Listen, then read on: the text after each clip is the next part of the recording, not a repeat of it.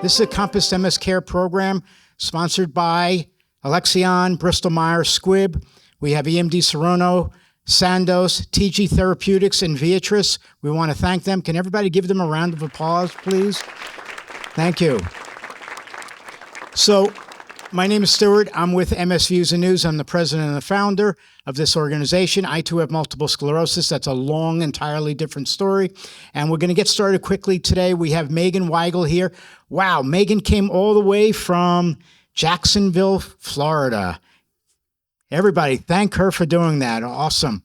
So I shouldn't say Megan Weigel. It's Dr. Weigel. Dr. Weigel is a doctor of nurse practitioning, and she's here today to speak with you about treatment options, including what's new out there, something on biosimilars. She will speak with you about holistic approaches, a little bit on integrative treatments or therapies, and she's got a lot to talk to you about, and I'm sure that you all will pick up on it, you'll learn from it, and we'll go forward, all right? So after Dr. Weigel speaks, though, we have, because Kathleen O'Donnell of the National MS Society's Upper Midwest chapter could not be here today, she sent us a video to play, and after the Q&A with Dr. Weigel, we will then air the video, okay? So thank you, and please remember to hold all your questions until after the presentation. Thank you.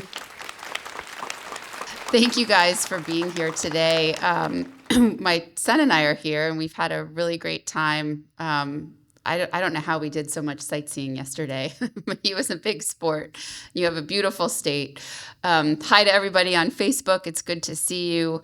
As Stuart said, my name's Megan Weigel. I've been in MS practice for close to 25 years, about 24 years at this point.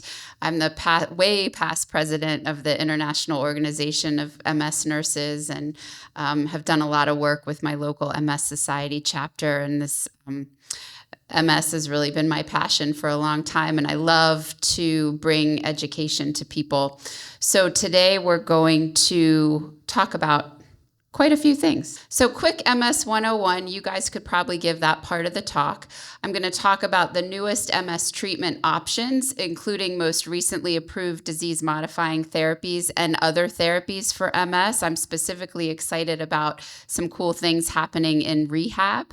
The MS pipeline, we're going to talk a little bit about biosimilars and what they are, and then discuss holistic approaches to MS care. And specifically with those holistic approaches, I'm going to talk to you about my favorite things, and maybe offline or through some questions, you guys can let me know what's available here to you in the Upper Midwest, because I imagine there's quite a bit of alternative medicine going on, and many people are probably using it. So MS 101. What is it? MS is an autoimmune disease. It causes demyelination of the central nervous system. And that central nervous system is your optic nerve, your brain, and your spinal cord. And that demyelination is what causes the problems in MS, typically causing symptoms, also causing disability that accrues over time. And the initial inflammatory part of that demyelination is what causes a relapse. Who gets it? Well, 1 million people, at least in the US, get multiple sclerosis. It's a disease that's much more common in women than men, and this is specifically true of most autoimmune diseases. There are only a couple that are more common in men than women. 3 to 4 women to 1 man will get multiple sclerosis, and it's probably equally as common in blacks as in whites. And this data is newer data that comes from diversity and inclusion data, whereas we used to think that way more Caucasians would come down with multiple sclerosis than whites. We actually now know that it's probably much more equal, since we're doing a better job at studying our whole population. We still don't know what causes MS. And so there's a big buzz around the Epstein-Barr virus, right? I'm sure you guys have read things on social media and in the news, and even with the MS Society about the relationship between the Epstein-Barr virus and MS. This is specifically because of what Epstein-Barr virus does to B cells. But Epstein-Barr virus still isn't the cause. We know there's an association between low vitamin D and multiple sclerosis, as there is with other autoimmune diseases. And actually, the on your DNA, the genes for vitamin D uptake and use are very close to the genes for autoimmune disease or your immune system functioning appropriately. Smoking increases the risk for MS in a dose-dependent fashion. It also increases the risk for disability in a dose-dependent fashion. But when you quit smoking, the risk resolves itself. So that's a great impetus to quit smoking if you're smoking. And then obesity in adolescents may increase the risk. One thing I'll say about the Epstein-Barr virus is that if you take a population of people with multiple sclerosis, 100% of them are going to have markers for having been exposed to the Epstein-Barr virus. It's also very common in the general population. So if you look a little bit further, having mono as an adolescent is actually what increases the risk for multiple sclerosis. So not just having the antibody to Epstein-Barr, but like being out of school sick for a month kind of thing is where that increased risk really lies. And so how do we treat it? Well, we talk about treating MS with disease-modifying therapies, specifically relapsing MS with disease-modifying therapies. And then there's one that's FDA approved to treat primary progressive MS. But that is not the only way that we treat the disease. And I think that there's a misnomer when we're only talking about disease-modifying therapies, because disease-modifying therapies don't fix our symptoms that happened from relapses years ago. What fixes those things? Well, rehabilitation therapy fixes those things. Lifestyle medicine and lifestyle changes fix those things. Medications, if you choose to use them, help fix those things. So there's a lot more in MS management that goes beyond disease-modifying therapies. And it's very empowering to know that and to be able to choose a disease-modifying therapy that works best for you, but also be able to make decisions about how you manage your symptoms that work best for you. All right, so we're going to talk about our most recently approved therapies in the disease-modifying therapy category and then for symptomatic management.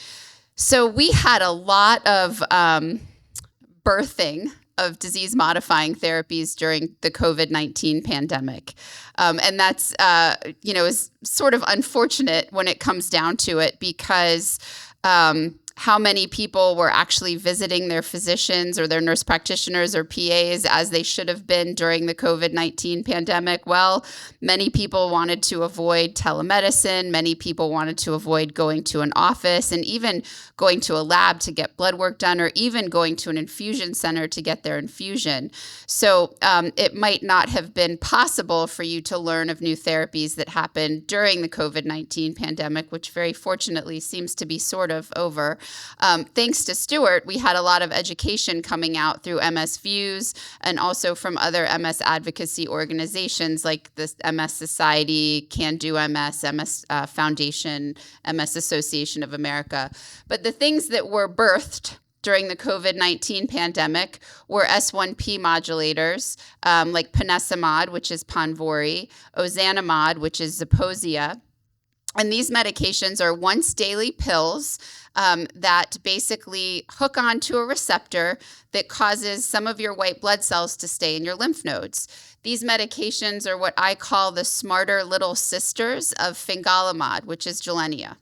So these medications specifically attach to just 2 of the S1P receptors instead of all 5 of them, which potentially sets them up for having fewer side effects and also for not requiring first dose observation like we had to do with Gilenya.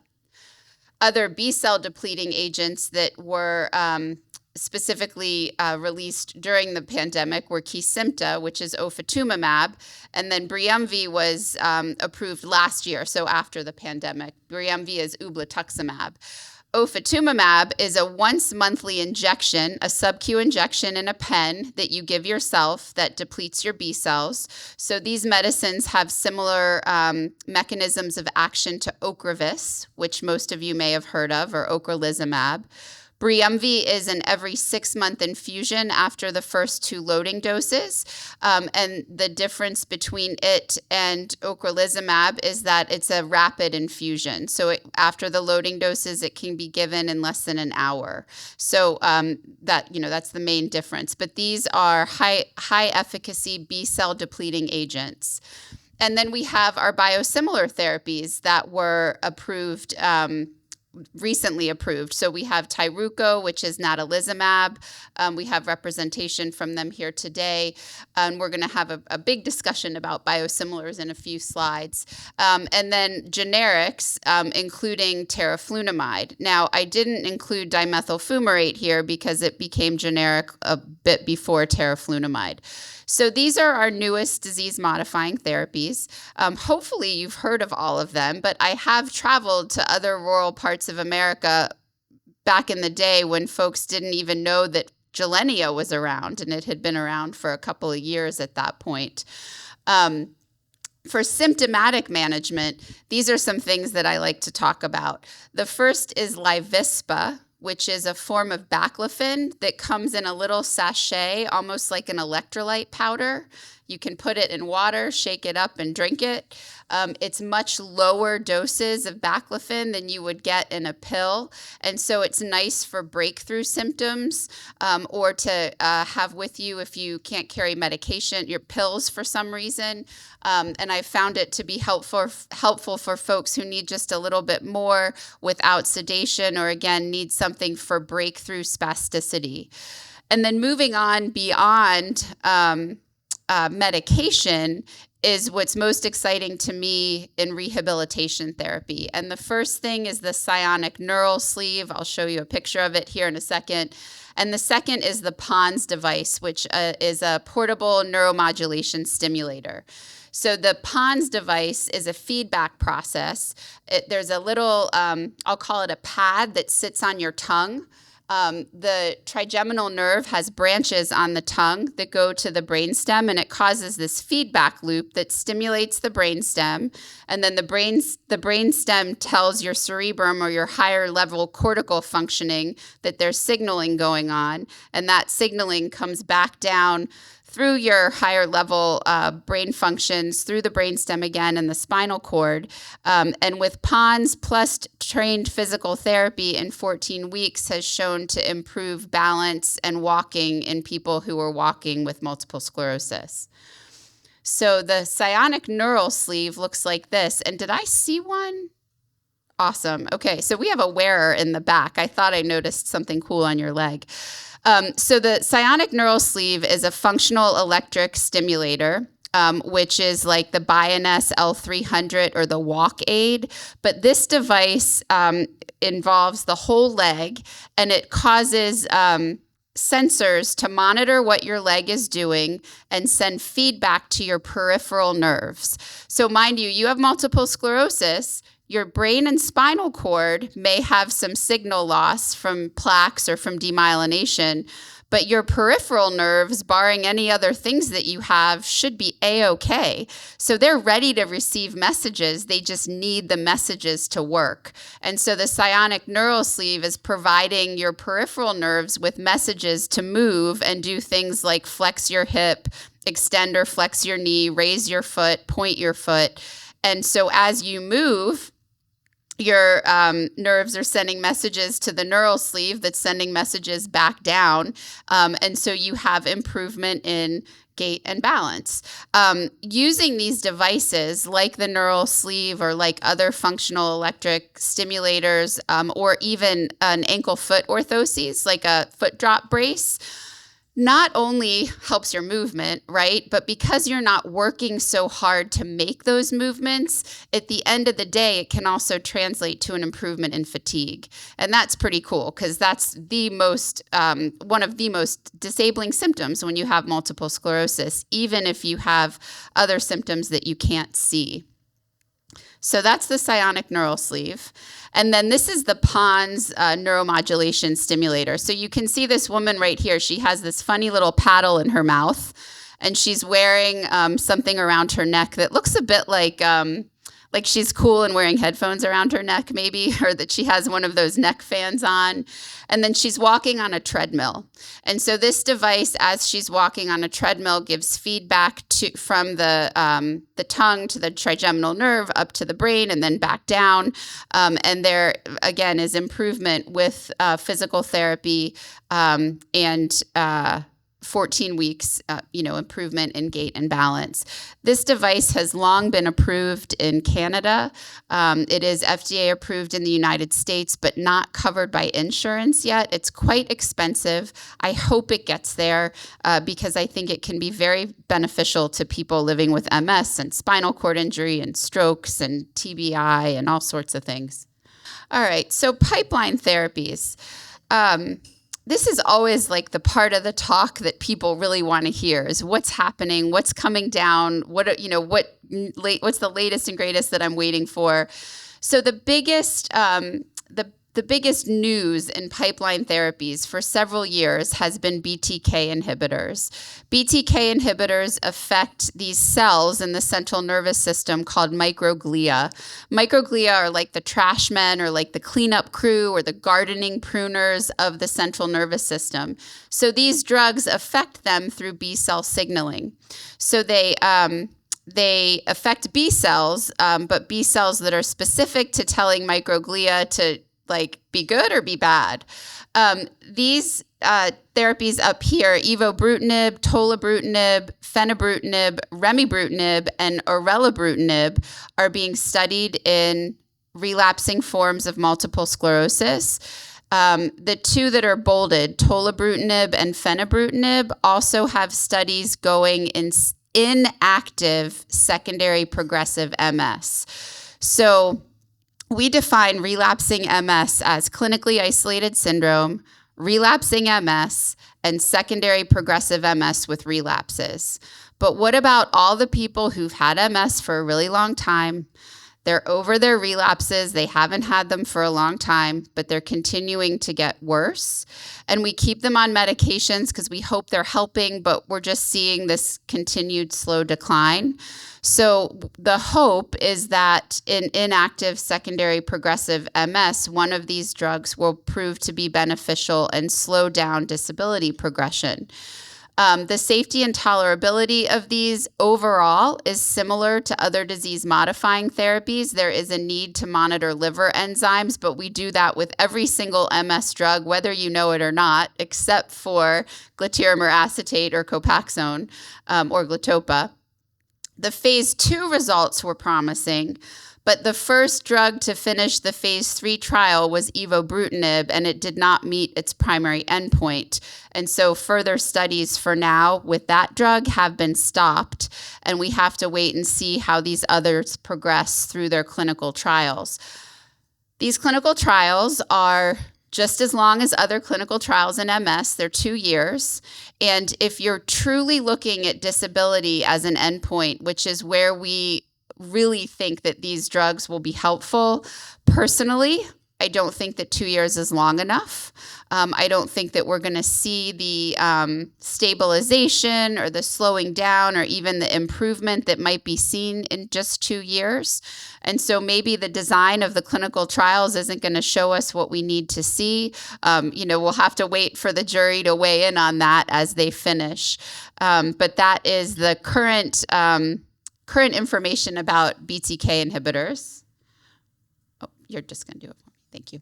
And so then we have some other therapies that are completely new drugs. One of them is frexalimab. It's an anti-CD40L antibody. So this is another therapy that affects your immune system. It affects the activation and function of T and B cells and innate immunity, which is kind of the immunity that we're born with. But it spares lymphocytes. So it might have less of an effect on our, let's call it, inability to fight off infections. Phase 2 trials show a dose-dependent efficacy in suppressing MRI lesions and annual relapse rates. So that's a drug to watch for. And then the other one isn't a new drug. It's a new way to give it. But subcutaneous ocrelizumab or subcutaneous Ocrevus, is a twice yearly 10-minute injection. So it doesn't become a shot that you give yourself. It is an infusion, but it goes under the skin in just 10 minutes. You may have given these to your dogs or cats, or you may have known people who use subcutaneous IVIG, and it's a similar mechanism. It's a slow injection into the subcutaneous tissue. The Ocarina 3 results showed a near complete suppression of MRI and relapse activity at 48 weeks, which basically means it works just as well as the IV version of ocrelizumab. So I'd like to talk about lifestyle medicine as a pipeline therapy. Integrative medicine and lifestyle changes and therapies are really where I like to put my money in empowering people with MS about what they can do for the long haul.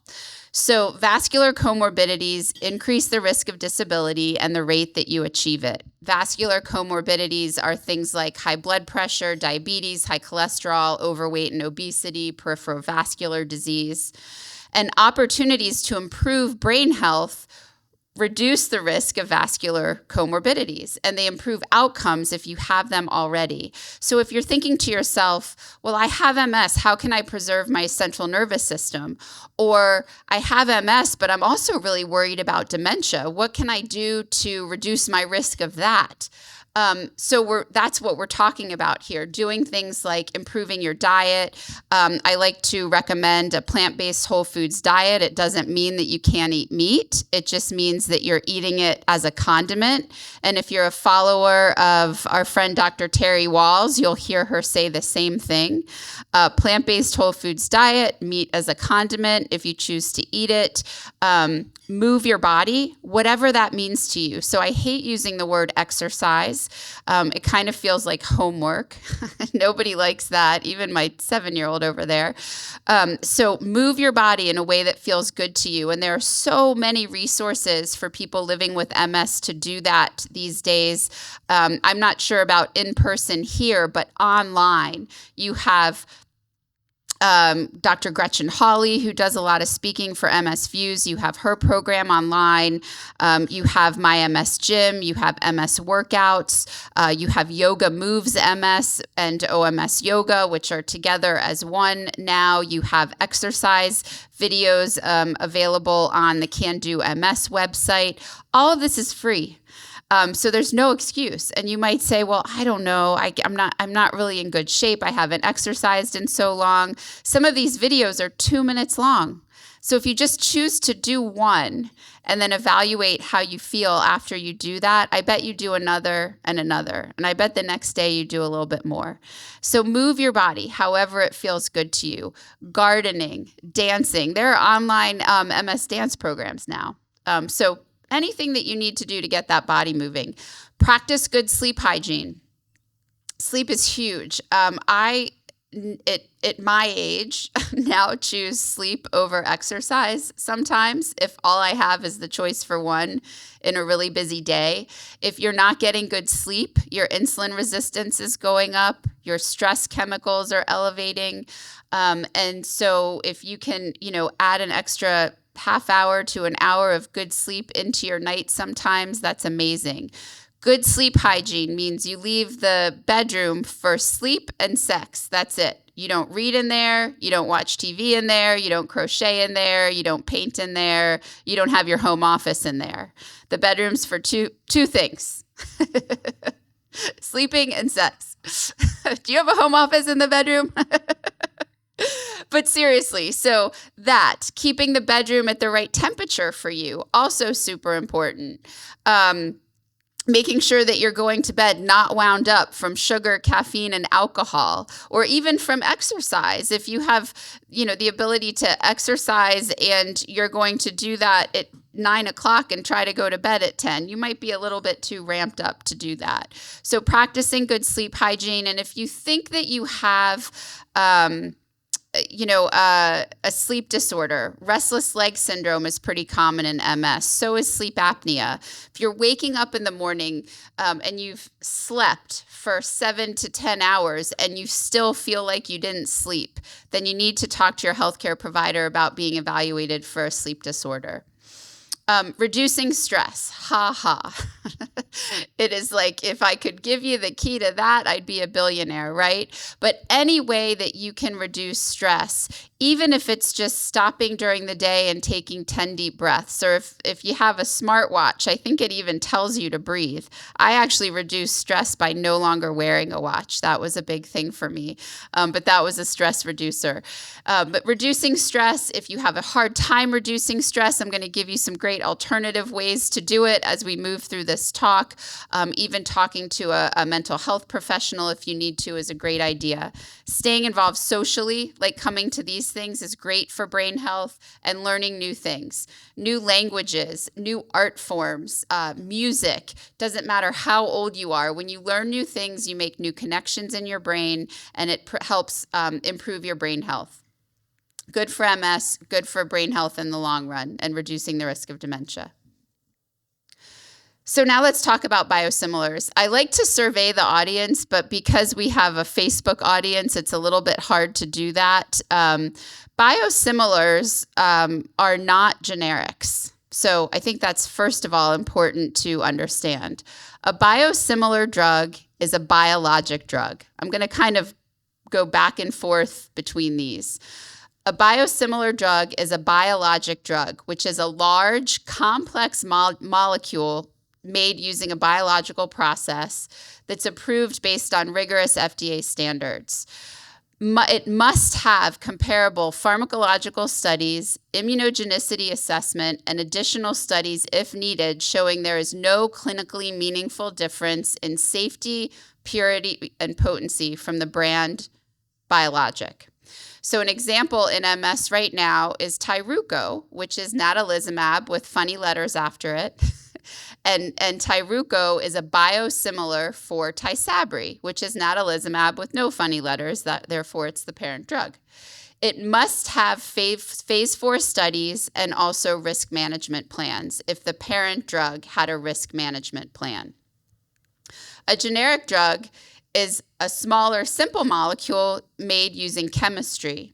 They must do bioequivalence studies that fall within a confidence interval of 80 to 125% of the parent drug. That does not mean that they're 80 to 125% as effective as the generic drug. It just means there's a bell curve, and they need to fall a certain amount inside that bell curve of the efficacy of the generic drug. But they may differ in fillers and in active ingredients from the parent drug. So those fillers and inactive ingredients in generic therapies, like some of the non-biologic pills that we take for MS, may cause a person to have side effects. And so in MS, we have one biosimilar right now. We have a lot of generics. We have teriflunomide, dimethyl fumarate. We have glitiramer, we have glitopa. Many of my patients who've transitioned from Tecfidera to generic dimethyl fumarate, or from Aubagio to generic teriflunomide, have had problems with the generic drugs, which is unfortunate because they're so much cheaper if you get them in certain ways. But those differences may be due to the dyes, the fillers, and the inactive ingredients. Whereas when you have a biosimilar drug, you should not have any difference in the drug whatsoever. You're not having Tyruko that has a different dye than Tysabri. The drug should be exactly the same. So biosimilar therapies, in my opinion, just are held to a higher level of standard. This is where we're going to see the significant reduction in cost of MS therapies that we've been lobbying for as advocates for decades. I went to Capitol Hill probably 15 years ago to advocate for generic drugs in MS.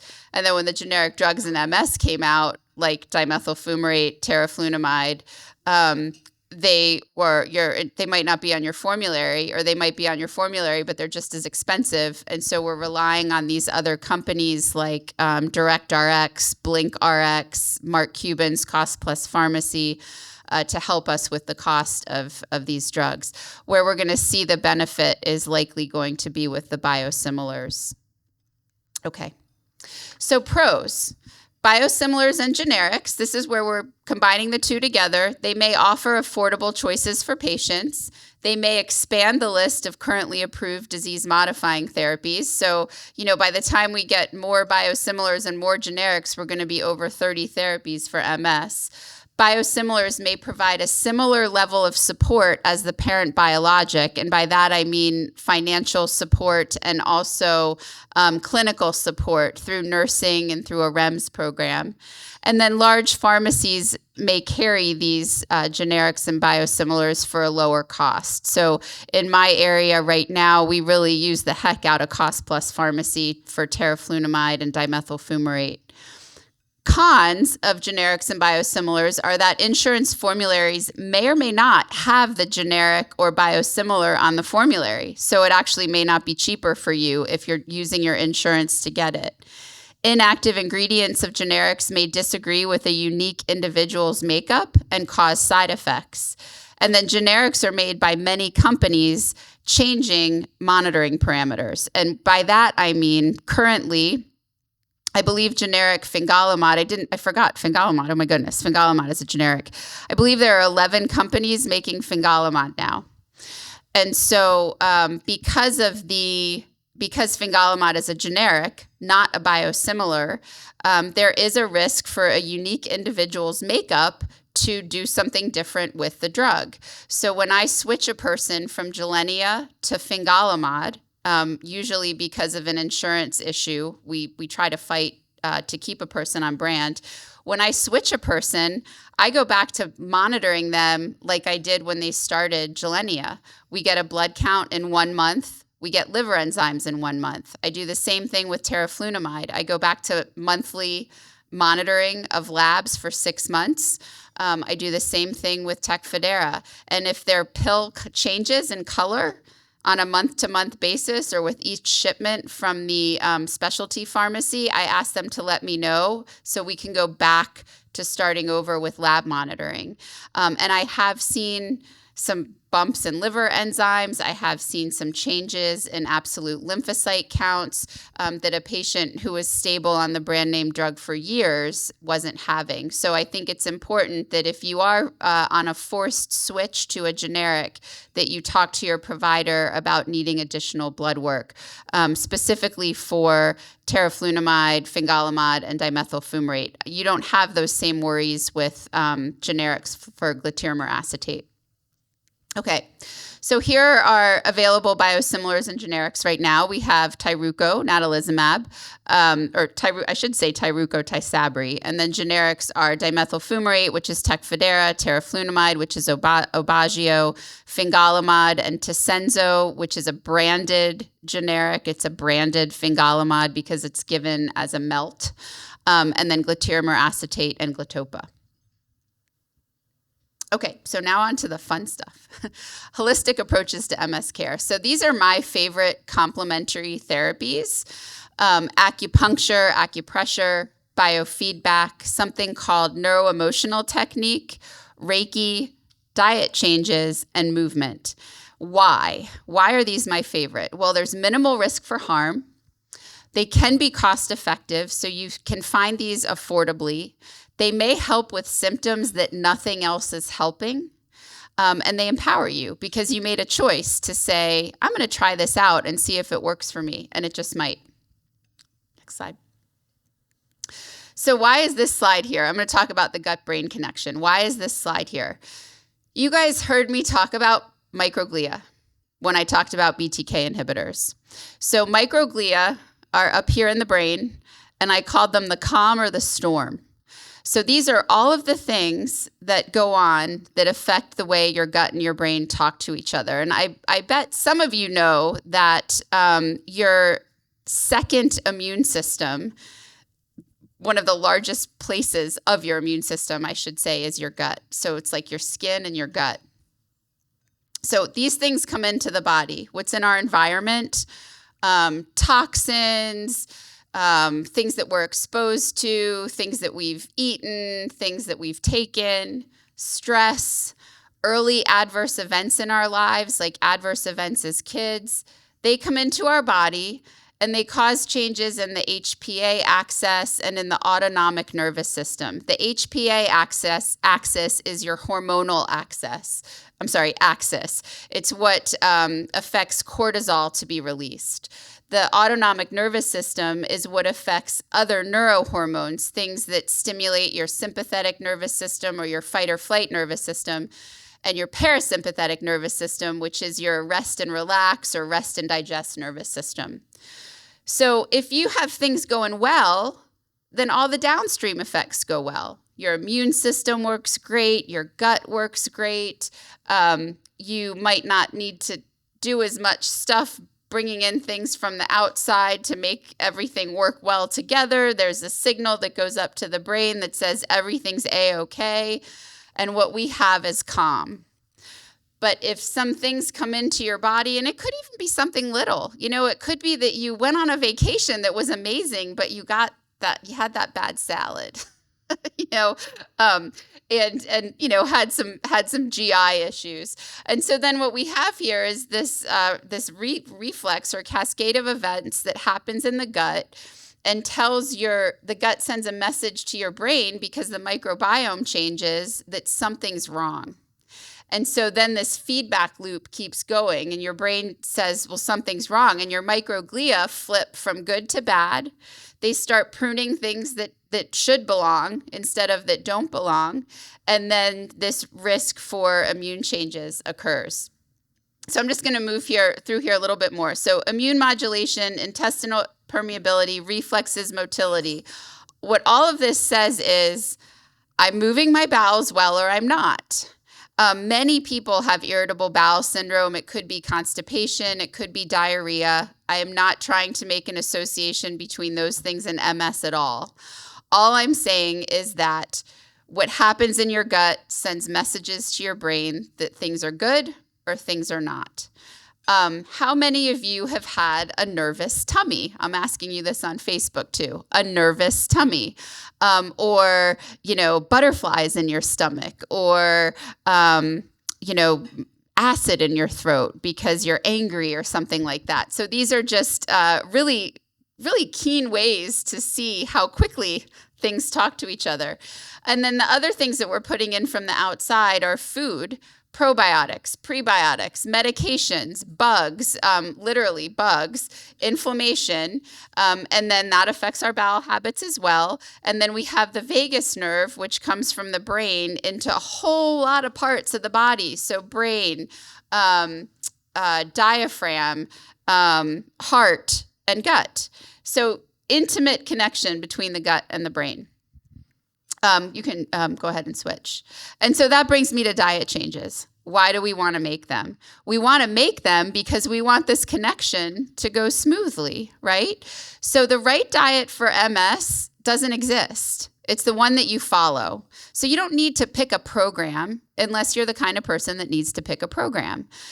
Plant-based whole foods diets are what you're going to see. If you take a list of MS diets and you load them up next to each other, you're going to see that most of them are plant-based whole foods diets. The exception is the ketogenic diet, which I'm not a big fan of. The ketogenic diet has shown some short-term benefits in MS related to metabolic changes, but long-term, I think the cardiovascular disadvantages outweigh any short-term benefits. And also, unless you're doing the ketogenic diet with a registered dietitian, for most people, it's usually an excuse to eat pork rinds and hollandaise all day long, which isn't exactly the right way to do the ketogenic diet. So I prefer things like, if you need a program, look at the Walls Protocol, look at the Gold Coast Cure, look at the Swank diet, look at the Best Bet diet, look at the autoimmune diet, look at our food pyramid.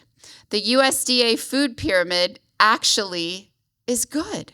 It actually gives good advice. If you want to take that a little bit further, then look at Dr. Andrew Weil's anti-inflammatory food diet pyramid. What I love about his is at the bottom, there's a bunch of people and they're walking together and they're sitting at the table eating together. And basically it throws in how beneficial the social aspect of eating is. Concentrate on a plant-based whole foods diet. I already said that a million times. If you need to follow a protocol, do so. But don't worry about missing out. Like, don't worry about what your friend with MS is doing and how, oh my gosh, I have to do that too. You might not like what they do. Your body might not like what they do. I have tried intermittent fasting personally.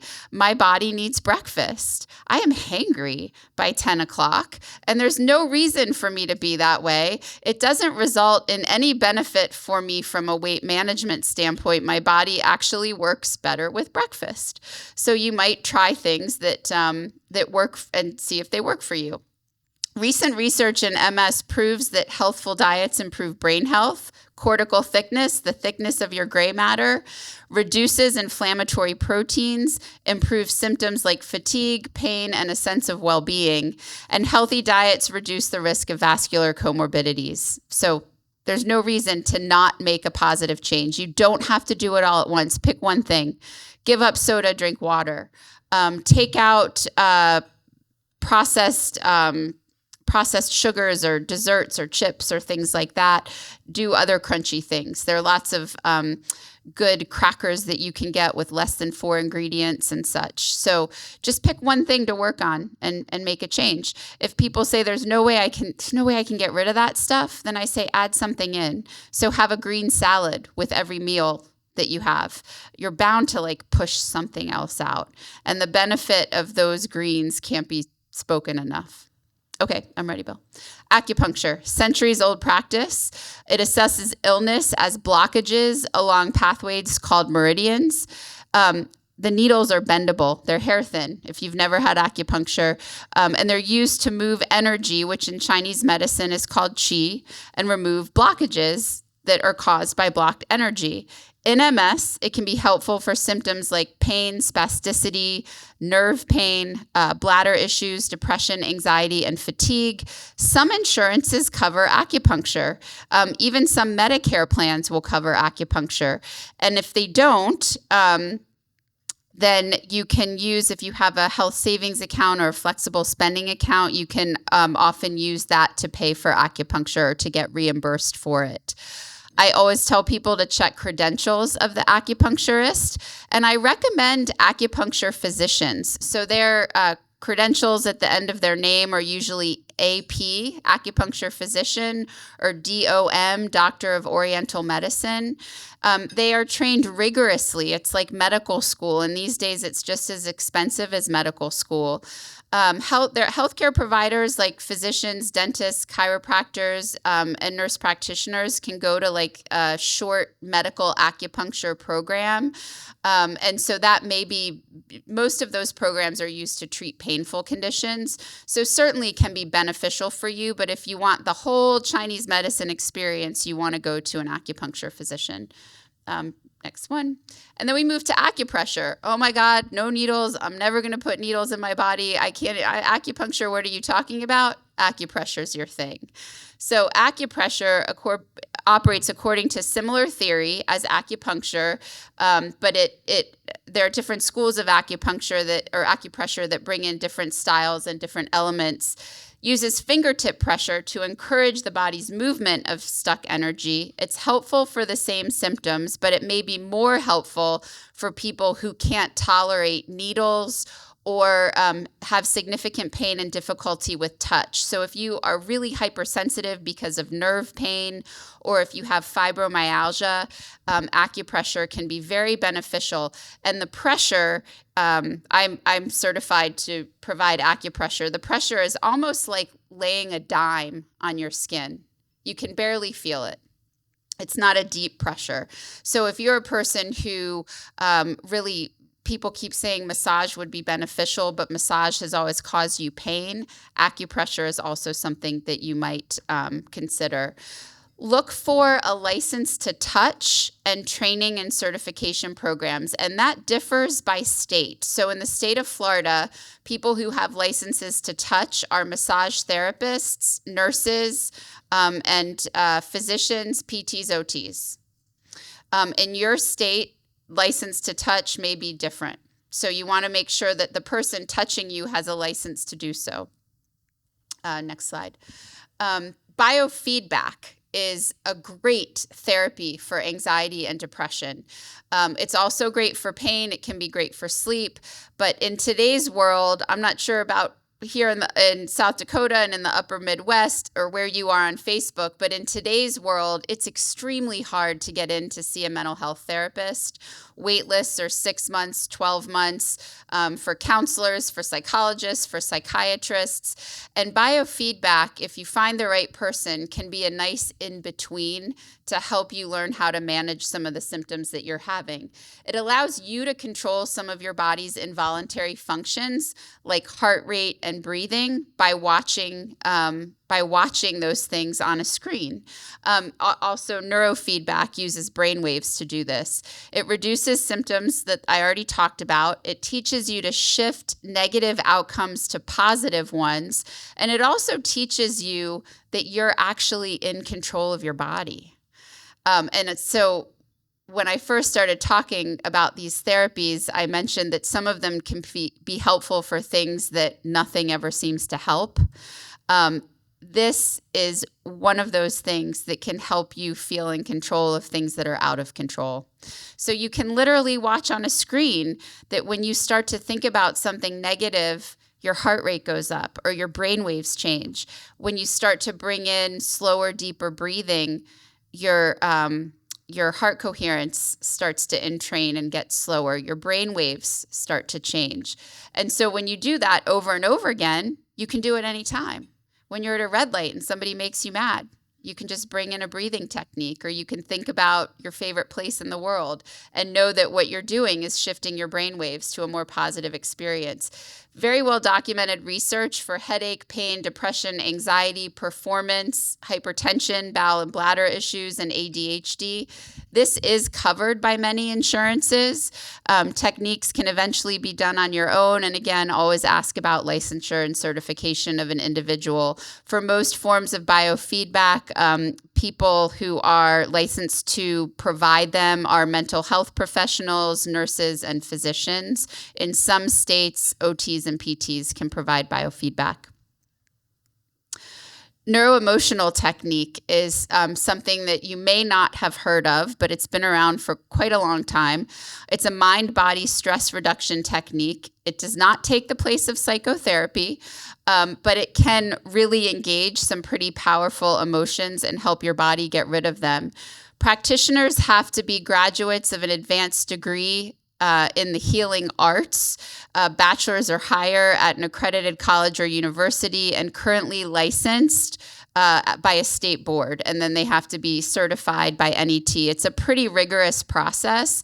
The process was created by a chiropractor who studied homeopathy. And the reason why the process is so rigorous is because they want to provide a large body of research so that people know that this isn't what I would call woo-woo or hokey. It's a very well-documented therapy. There's brain imaging that shows that it's effective in treatment of painful experiences. If you go to the next slide, it tells you a little bit more about it. But basically, you take a stuck stress pattern that you identify to the practitioner. The practitioner identifies where that stuck pattern is in your body according to those Chinese medicine meridians that same people use, same as acupuncture and acupressure. And then through some breathing techniques, you let go of that stuck energy. And then it's reassessed by the practitioner as cleared, again, based on those Chinese medicine pulses. Takes about 2 minutes. You can do a longer NET session that can take 15 minutes. And then if you really want to go down a rabbit hole, it can take hours. You can just keep going and peeling back layers of the onion. So this is something that I have used personally. I've used with friends. I've used with clients. The NET Mind Body organization certifies, I'm going to say probably close to 400 practitioners a year at this point. So it is becoming more widely known outside of the chiropractic world. And so it's something to watch out for, because it can be effective just like that for something that you really had no idea was going on. Like, I'll give an example. An example in MS might be, I'm okay having my MRI tomorrow, even though you have a lot of anxiety around your MRI. You don't like being in the tube. It's uncomfortable. And you also get nervous when you go to your provider to learn of your results. And so you'd work around that. And by the time you were done, hopefully you'd feel a little bit better about getting your MRI tomorrow. All right, next slide. I see Stuart. I'm almost done. The next one is Reiki. Reiki is a type of alternative medicine, type of energy medicine that most people have heard of, and many people actually do. So people who aren't licensed providers may have learned Reiki. It's a relaxing form of energy healing during which the practitioner places hands on or just above the body to deliver energy, promotes relaxation, peace, and healing. Who doesn't want that? Definitely relieves tension. It does support the immune system. If you are seeking it out as a therapy, check for certification and a license to touch or not.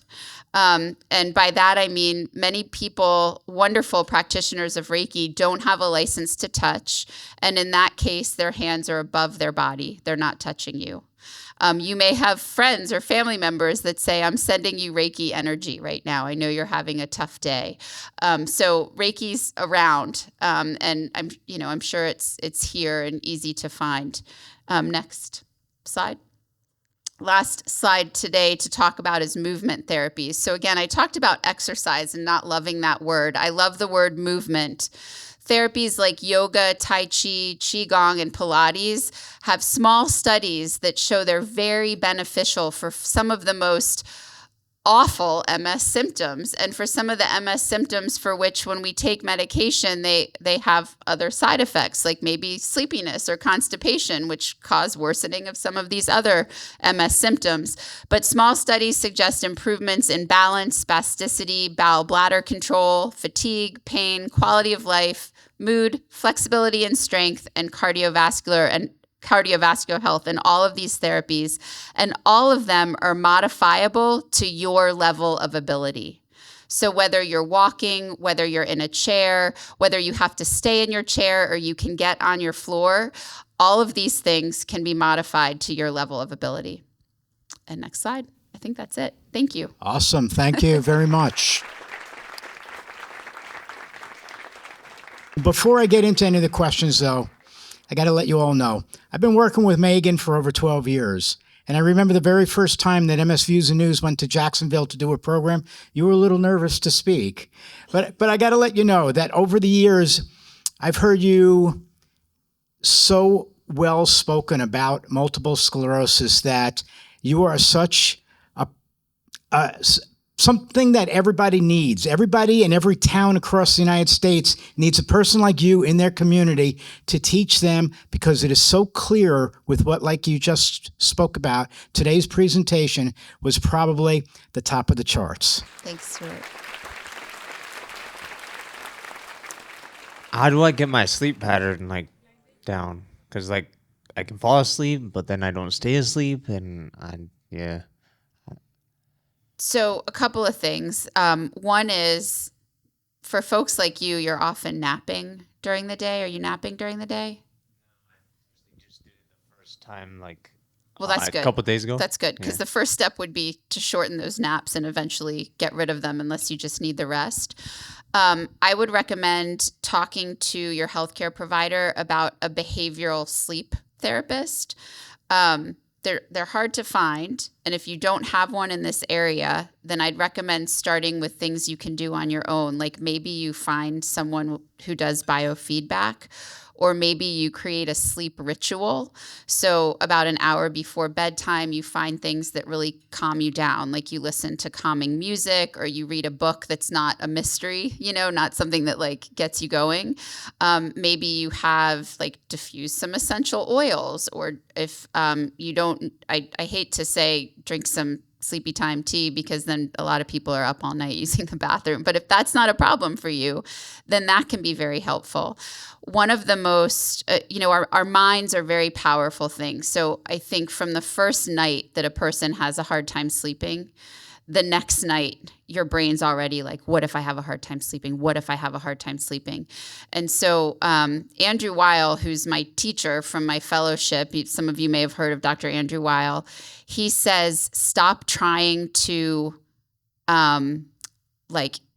go to sleep, and instead think about letting go of staying awake. And it's like less anxiety provoking. Like I'm awake right now. I just need to let go of being awake. You can bring in some of those same things in the middle of the night that you tried in the beginning. Like maybe it's a breathing exercise. Maybe it's an app on your phone. I don't like to tell people to use devices before sleep, but a lot of meditation apps have like a specific, sleep app. Binaural beats, if you listen to music on Spotify or on Pandora, binaural beats is a very specific type of beat in music that entrains your brainwaves to get sleepy and fall asleep. So it's BINAURAL.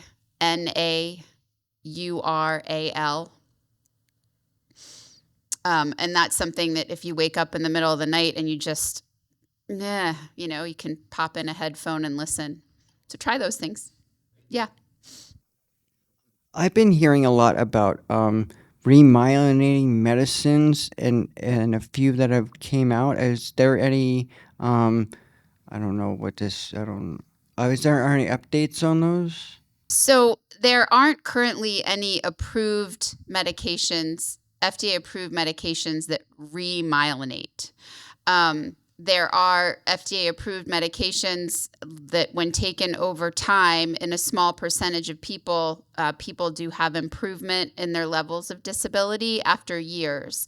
Like our B-cell depleting therapies have shown that. The National MS Society has a whole remyelination research project. And if you go to their website and just search research, it will pop up and you can read about all of the things that are being studied to remyelinate. Yeah, so I don't have an approved, therapy. And because, as you know, if you've been reading a lot about it, there's a lot of things. I don't include those in the program, but I always know I'll get a question about it. So, yeah. Sure. What are your thoughts about using marijuana as an alternative for pain management? So in MS, older studies, right? So the American Academy of Neurology has guidance on what type of medical cannabis has had fairly good research to help with something. And so oral cannabinoids have been shown to be effective for nerve pain, spasticity, and overactive bladder in MS. I don't know what the what's the law in South Dakota.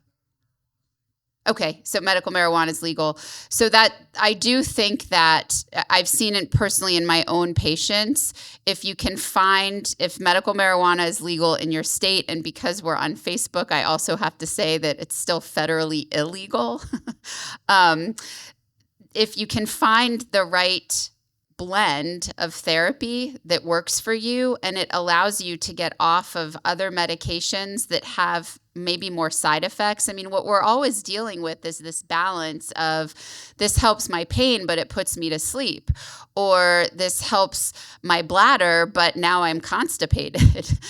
So you're always looking for this balance of something that provides you with relief without causing another side effect. And if medical cannabis can do that for you, for pain, for spasticity, for bladder issues, then I say, yeah, that's great. The issues with medical cannabis are that because it's not regulated, when you go to the dispensary, like I usually recommend that people start with very high ratios of THC or CBD to THC. So like 20-1 CBD to THC, 8-1 at the very lowest. That makes them more expensive, but there's more cannabinoid than THC.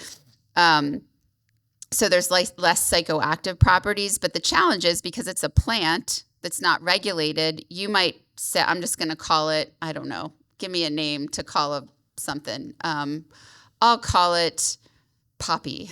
Like I like the Poppy brand when I go to the dispensary, and then you go to get it the next month and it totally makes you feel loopy and weird when it didn't do that the month before. So that's the challenge with it. Also, the way that you're taking it, we don't know a lot about. So smoking in general isn't great for your lungs. Vaping, we're not sure about the oils. I think drops probably work near as quick as vaping does, because what you want is a quick effect.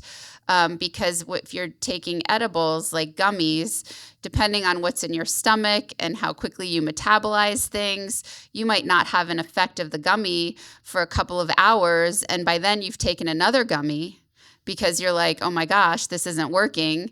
And if you don't know much about cannabis, then that's just what you do, right? Like if you're hungry, you eat something. And if you're still hungry, you eat something else. That's just what you do. And then, by morning you're in the hospital. So it's not that there aren't side effects of, I think that's what's important to know. There aren't drawbacks of this, but if you have the ability to safely try types that are beneficial for you and you can get off of some of the other things, or nothing else is working and you need something additional, then I think it can be helpful for those things in MS. Thank you for that answer. Yeah. By the way, Sorry, one of the strains, I'll call it, that they have is called sativa. Oh, well, yeah. So there's cannabis sativa and cannabis indica. And again, so you're playing around with the same thing. So indica is typically what you take at night. Indicouch is like the way to remember that. And sativa typically is less sedating, more activating. But then I've talked to patients where it's like the opposite. So, you just have to be careful like you do with any medicine. It's still medicine. It's just plant medicine. Great. Thank you. Yeah. I'll be back to the local audience in a little bit if you have any questions, but I want to take some that are from online. One of the questions was pertaining sleep. They're asking, and I guess this will really pertain to the area in the country you live, but what is a good sleep temperature? Oh my gosh. Well, I think most people would say cooler is better. And that's why the sleep industry has come at us with cooling mattresses, cooling sheets, all things like that.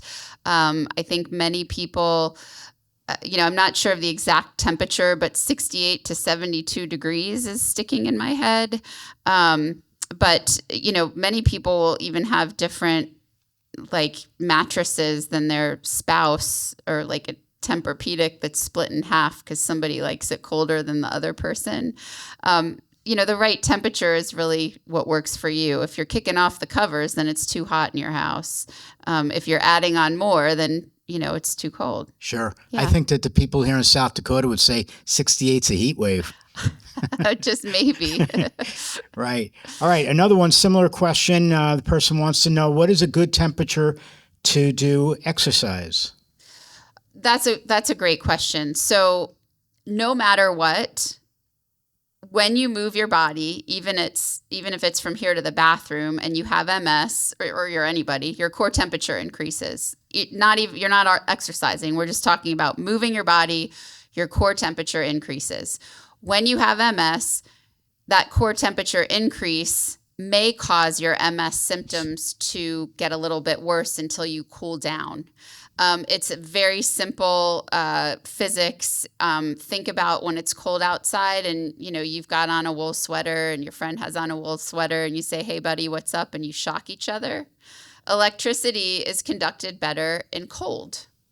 And so our bodies use less of their own energy that they make at the cellular level when they're cold, and they have to use more energy when they're warm, which means pushing harder for nerve conduction along nerves that are demyelinated in the central nervous system. So the best temperature is the one in which you're essentially cooling your body down. So it doesn't, I guess my point is that it doesn't really matter what the ambient temperature is if you're exercising, because your core temperature is heating up. So you could be walking outside and it's 40 degrees, but your core temperature is still heating up, and you might still need cooling when you get home, or cool water when you're walking. If it's super hot outside, you're definitely needing cooling equipment if you have MS and you're heat sensitive. But I have a lot of folks who say, well, the gym is freezing, I don't need cooling equipment, but your core temperature is still increasing. Also, pools. Do you guys have an indoor like aquatic center here that you can use for swimming? So indoor pools are often heated to 78 degrees and higher, and that is actually too hot if you have MS and are heat sensitive. So it's a lot of answer to that question, but the real answer is that if you're moving your body and your core temperature is heating up, you may need cooling equipment. Great, thank you. Yeah. There's a person that wanted me to say something about indica and sativa. Indica's for the sheets and sativa's for the streets. Oh, good. Yeah, that's a good one too. Okay, next question. I have several questions. I don't know how many Stuart will let me ask. The PONS device. Yes. Is that applicable for non-ambulatory people or only ambulatory? So the FDA approval is for ambulatory. I don't know how ambulatory you have to be. Wink, wink. Okay, I like that So, answer. do you know what I mean? Because it's also not covered by insurance.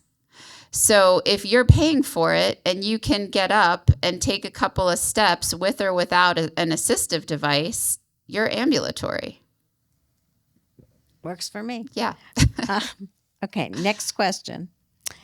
There's this. I am bombarded on Facebook with the Shark Tank gummies and the coffee additives that are supposed for weight loss. Are you familiar with them? And Not at all. Shark Tank gummies? well, Shark Tank has endorsed Okay. a particular gummy that Kelly Clarkson has used for her tremendous weight loss. I'm wondering what your familiarity is with that, and if you think there's any basis to it. I don't know what it is. I will share my Facebook with you. Okay. Can you talk a bit about Pira and NIDA? Yes. Okay. So PIRA is progression independent of relapse activity. It's a new acronym that my son must find very funny. So progression independent of relapse activity. And basically it's a new way of saying secondary progressive MS without relapses. So it's when your disability's slowly getting worse, you're not having relapses, and you may still be on a disease modifying therapy even. And so what that is almost like the aging nervous system catching up with itself. We all get different as we get older, right? We have problems with walking. We have problems with thinking. It doesn't necessarily mean we have dementia. It's just age related. And so when you throw in age-related changes with a nervous system that's had multiple sclerosis for a number of years that is aging, then we may get this progression independent of relapse activity or secondary progressive MS without relapses. However, we may also have these lesions that it's only now easy for us to see, like these chronically active, I shouldn't even say easy for us to see, that we can now see with current MRI techniques, chronically active lesions, rim-enhancing lesions. So a lot of things that we couldn't see before, we can now see. And we wonder if these things aren't also contributing to that PIRA. NIDA is no evidence of disease activity. And there's NEDA 3, 4, 5. The easiest NEDA is no evidence of relapses, MRI changes, or disability progression within a period of time. And so that may be between the 6 months that you've seen your MS provider. They might say, well, you have NEDA. You've had it's essentially remission. In these 6 months, you've been in remission. You haven't had an MRI change. You haven't had more disability, and you haven't had a relapse. Okay, let's talk about some new things. Let's talk about smoldering MS. Okay. Tell us about it, please. So I did a little bit. You did a little bit. I did a little bit. So smoldering MS it's an enigma. I think it's still an enigma, but we've developed a lot of cool acronyms around it that have to do with things that we can see on MRI now that we couldn't see before. And those things are these chronically active lesions, even lesions in the gray matter that we couldn't see before, these rim enhancing lesions. Hey, buddy. These chronically enhancing lesions. And so basically we wonder, why are people still acquiring disability over time if they're on a disease modifying therapy and they're not having relapses? And what we found from that is that some people, not everyone, but some people do have these slowly expanding lesions, chronically active lesions. And so there are changes happening in their nervous system that are still a little bit inflammatory, or perhaps more downstream effects of having chronic inflammation. And that's what we're calling smoldering MS. Thank you. Yeah. Now, next great subject, aging NMS. Okay, you knew that had to come, all right? Yeah. So same thing. I should say, well, not at all the same thing. Let me rephrase that, because some people have smoldering MS. They have these changes that are happening in their brain. Some people are slowly getting worse without relapses just because of their aging central nervous system, and maybe because of their brain health. And so that's where I bring in this lifestyle medicine. So if you want to age more gracefully with MS, then there are ways to do that with lifestyle changes, specifically the ones that I talked about today. The smoldering MS part, we really hope that we find a therapy for, and that's where the BTK inhibitors, that's where fingers are crossed with that. So smoldering MS doesn't happen in every person who's aging with MS. Aging with MS happens to everybody. I hope that helps make it a little more sense. What about clinical trials not being available for those over 60 in most cases? Why? So probably because there are, like, if a person's over 60 with MS, they might meet more of the exclusion criteria for being in a clinical trial, like having been exposed to other immunotherapies that may affect how the current or the immunotherapy being studied helps. The effects on the immune system were too great. Because of the inherent risks of therapies that are greater in folks over 60.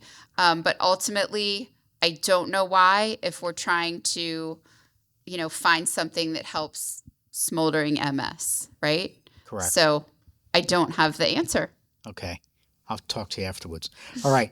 Next. Wait, we got a question here. Can we get one here? I'm going to be right there. All right. I'll be right there. But this one that's online addresses what we were just talking about. So I just want to go with this. Please address going off of therapy as you age. What's the reason for that? So really, you should not be taken off your therapy because of your age. It's just not, I don't think it's the right thing to do. I think that you can have a discussion with your healthcare provider because of many people, depending on what therapy you're on, you're tired of taking the therapy as you get older, or depending on how long you have MS. Some people are diagnosed with MS in their 60s. So we certainly aren't taking them off their therapy when they're 65 if their first relapse was when they were 62, right? But the jury is really still out on being able to make global, global recommendations on a person age 65 or 55 for that matter, who has been on an MS therapy and hasn't had a relapse or an MRI change in 2 years should be taken off their therapy. And we can tell them with this much certainty that they're not going to have another relapse or an MRI change. I think that the current research that we have on that is from the DISCO MS trial, and the trial actually didn't meet its primary endpoint. What we say in research that the null hypothesis was not proven. And so all we can look at are the numbers, and between the people who stopped and stayed on therapy, there was no difference in their outcomes. The people who stopped therapy, if you just looked at numbers, which you can't because you need to look at statistics, but if you just looked at numbers, those people had fewer more relapses and fewer more MRI lesions than the people who stayed on therapy. So another thing to look at that's being studied primarily by Dr. Jennifer Graves' work in California is biological age versus chronological age. So if you're 65 but you're super healthy, your chronological age or your biological age might actually be closer to 55 or 60, which means that whole immunosenescence thing with your immune system burning out isn't the case for you. So you might not want to come off your therapy because your body thinks it's younger than it actually is, for example. So these are my thoughts, obviously not published, not research, not even theories or hypotheses, but just my thoughts about aging in MS. I think it's a very individualized decision to decide to stop a therapy because of your age. Yes, but you as listed as an MS expert, along with all the other MS experts in the country, the neurologists that are at good institutions and all have the same hypothesis as you. But when you get to the community neurologists, they see their patient doing well for X amount of years, and they're now in their 60s, and they say, hey, you don't need this anymore. Well, buddy, maybe I'm doing so well because I've been on the medications, Well, exactly. Right? That's very true. And as people watching this, that's your right, to say that you don't want to stop your therapy. There is no guidance to stop your therapy because of your age. It's not something that has to be done. It's not something that your insurance company is saying has to be done. It's something that neurologists and neurology providers might be reading about. But again, it's an informed consent decision. That you might say, you know what, I'm willing to take that chance. And then in that case, you increase surveillance with MRI, maybe with office visits to see what's going on under the radar, maybe with the Octave test, the MSDA test. Okay, thank you.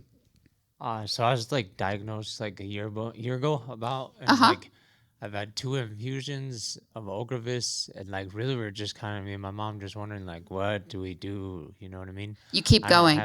I don't have we never should we go find a specialist, a MS specialist, because there isn't one here. Yeah. You know what I mean? So is that what we should do or no? Yeah. So I'm a personal advocate of MS specialists.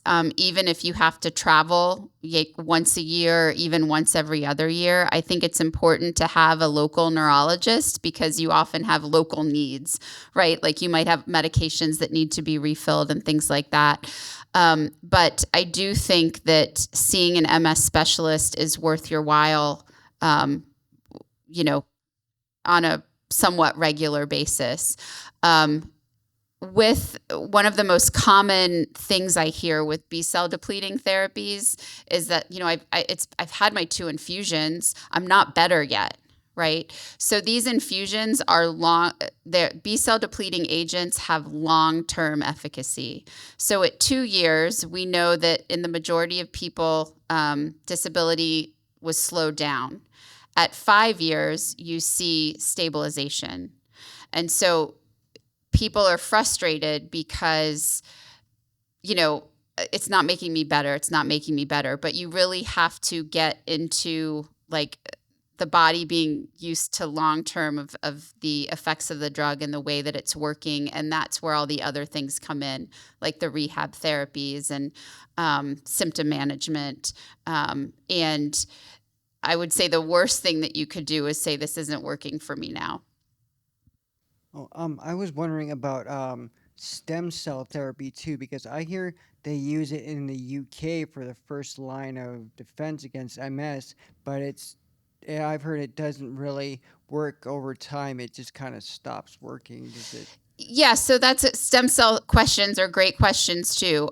So currently, stem cell therapies, I'll say the most effective stem cell therapies are the ones that use the most potent chemotherapy pre-therapies. Those are the ones that work the best for the longest period of time. And what we know currently is that they work the best in early active relapsing MS. So folks who, they've been on, it's their first year or several of having MS, and every disease modifying therapy they've tried, they're breaking through, or maybe they just have really active disease. Stem cell therapy seems to work the best in these people. Now, it may work the best in other people as well, but from a cost standpoint and an access standpoint, it hasn't reached the mark of other disease modifying therapies accessibility, which is why it's not first line in our country. Now, our long-term data from stem cell therapies show that many people after 5 and 10 years need to have another stem cell transplant, which might be what you're referring to. There are a few trials in progressive MS that are happening around the world now with stem cell therapies. I've very briefly looked at inclusion and exclusion criteria for them. Some of them are in secondary progressive MS. One is in primary progressive MS. Most of them are outside the United States, but a few of them are inside the United States. You can go to clinicaltrials.gov and search for those trials, but they are starting to look at them now in other types of MS. Thank you. Mm-hmm. So back online and going back to the age business, 2 questions. One is, will doctors start a patient that's over 65 on a therapy? And what will the insurance companies say about that? Will they insure a person over 65? Well, if you're over 65, you have Medicare, so that's not a problem. If you're talking about a Part D plan, there's no reason why you couldn't get a Part D plan. But would a doctor start a person over 65 on disease-modifying therapy, like a newly diagnosed person? Yes. Absolutely.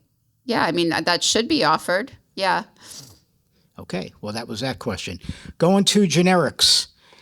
How do they justify from month dosage to month dosage that you're getting the same formula in each bottle? So a pharmacy gets medication from suppliers. Like, it's my understanding that Walgreens and a bunch of pharmacies get supplies from this one huge warehouse, and that like CVS, I'm talking about East Coast stuff. I don't know what you guys have out here. CVS and then other pharmacies all get their stock from another huge warehouse. I don't know how those warehouses contract with which generic pharmaceutical companies to get their medications, but the pharmacies, and I guess I should also say I have no idea how pharmacies order medications, but they have their stock and they give you what they have. So justification of it is that we're supposed to have faith in the FDA process that drugs with an A or an AB rating that are falling under this bell curve are just as efficacious as the brand drug.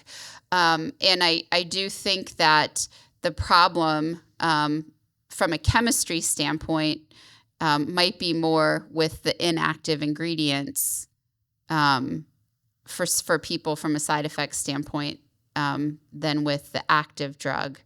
But also that active drug is not exactly the same. Yep.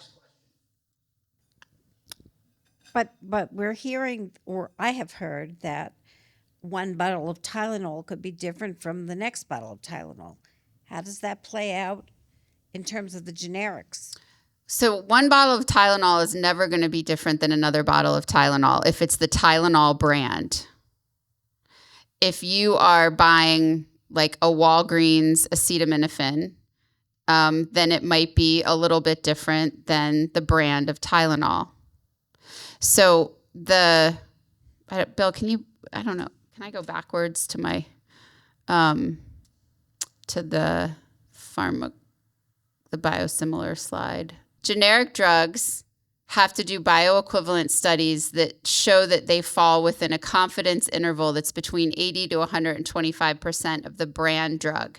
So if you're looking at a bell curve, which looks like a bell, confidence intervals are essentially standard deviations from the norm, and the norm is right in the middle of the bell curve.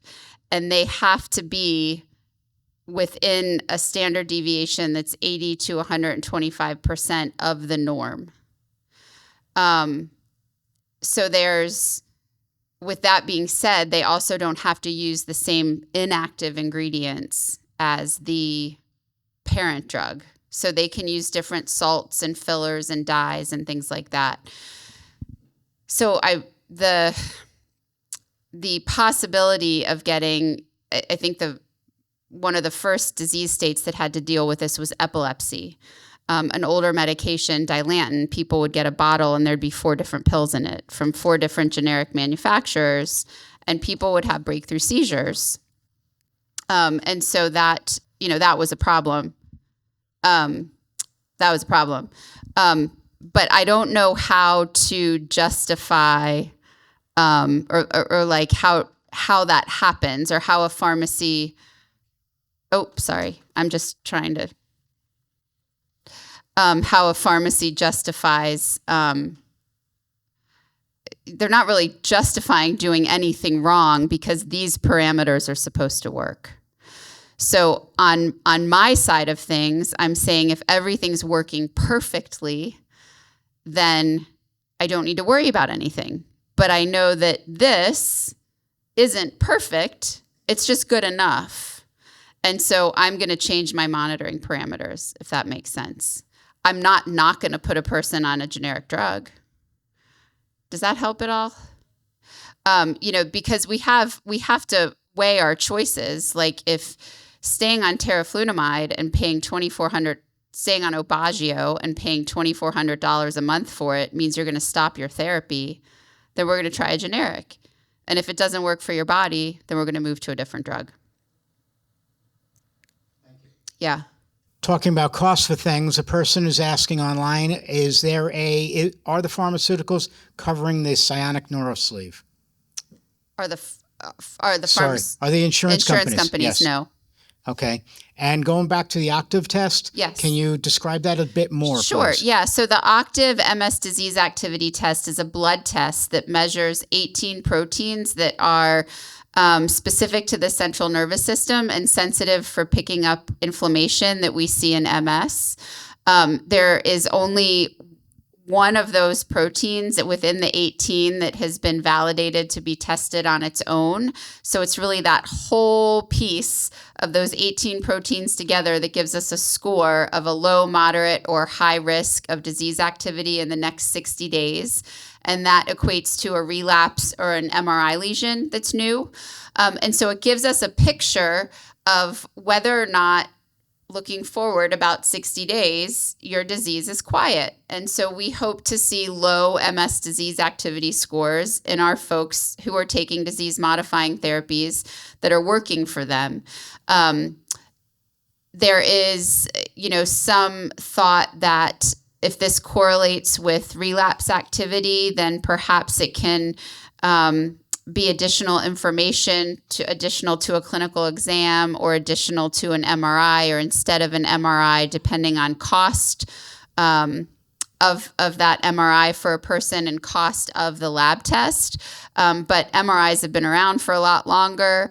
The MS disease activity test right now is giving us, it's just giving us a lot of food for thought. And it also gives patients another piece of information. Like, yeah, I want to know more about my MS. That sounds good. You know, we didn't have a blood test for that before. It doesn't diagnose the disease. It's not something that you could do if you're worried about having MS. It doesn't tell you about MS disease progression.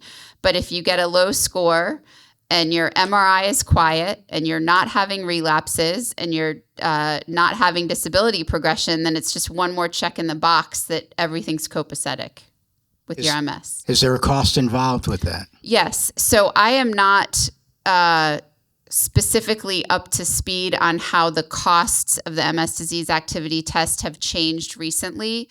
They used to have a patient assistance program, but they've since gotten on multiple different insurance company approvals, which unfortunately for some people have made the test more expensive. So you're looking at anywhere from free if you have Medicare, Medicaid, or TRICARE to upwards of $500 for a test. That's my understanding.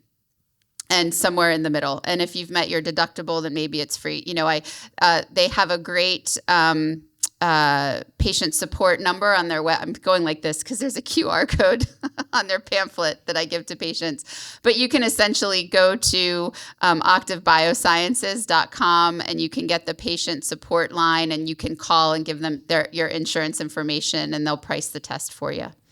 Excellent. Yes. So now we're finished with the questions. So everybody thank Megan, Dr. Weigel. Thank you. And thank you for all the work you've done for the MS community. You're welcome. I just want to say thank you for joining us. We did have a large crowd today online. It was very nice to see. It's very good to see these numbers. Again, though, I want to thank EMD Serono, Genentech, Sandoz, and TG Therapeutics for their support of today's program. And let's go forward and do more programs. Thank you.